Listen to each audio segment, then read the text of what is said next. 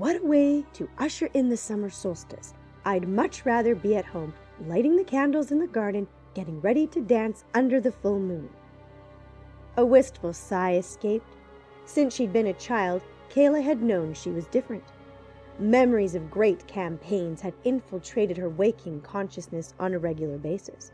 Visions of other people, times, and places ran amok with her modern-day life. She'd never known her biological parents. They'd given her up as a baby, and she'd been raised in a very special foster home for gifted children. Gifted indeed. Smiling, she thanked the Lord and Lady of Light again for watching over her, allowing her guardians, Maribel Lovelace and Henry Wiseman, to find and raise her, teaching her to battle for the light. Conquering demons and other worldly beings had been everyday occurrences during her upbringing. Spells, energy manipulation, and creating potions were integral to her education.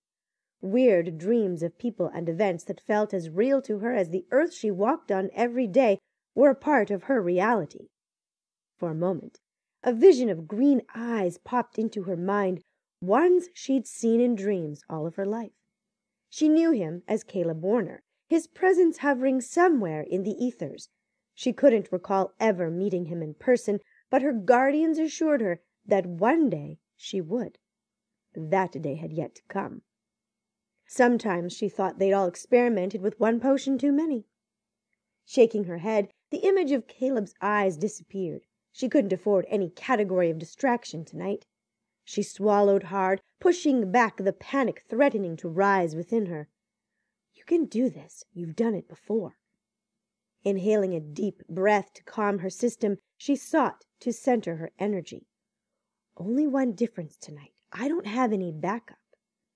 When she'd fought demons in the past, her guardians had been close by and on full alert in case she needed them. Tonight, her first solo mission. Even though she'd trained for this night since she'd been a child, she still feared her inability to rise to the role she'd been born to play in this plane of existence. Her guardians told her she would understand her purpose when the time came, a phrase which grated on her nerves. Often she felt incomplete, like she waited for something to come into her life to shine infinite universal wisdom onto her. Instead, it seemed as if the universe grinned at her, shaking its cosmic figurative head at her mere mortal musings. Mid-stride she paused, the air humming around her, much akin to a wet fingertip running over a crystal wine-glass.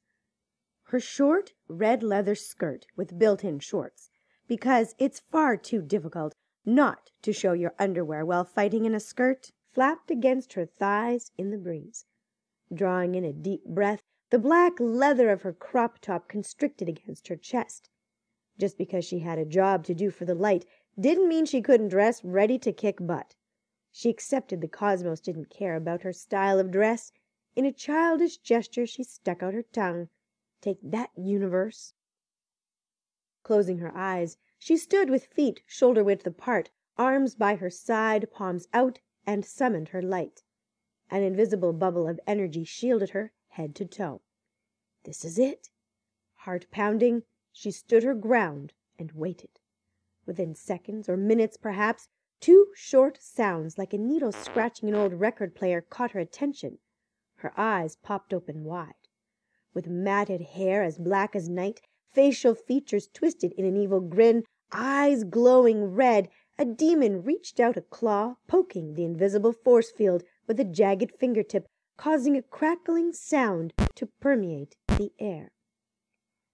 How long do you think this will hold? He rasped, before breaking out in maniacal laughter. Kayla snorted in derision. Shadow, or the darkness that resided in all human beings, was full of cliches, night battles that fed into the fears of the human mind, ugly demons laughing like crazed maniacs. Long enough for me to kill you, she quipped, wondering why she'd be faced with the likes of him since she'd been told tonight would be special. She'd battled worse during training. What's the deal here? He cocked his head to the side. They send a little girl to fight me, and she hides behind magic. Kiss my... Wait a minute. There had been two pops, which meant two demons. Where is he?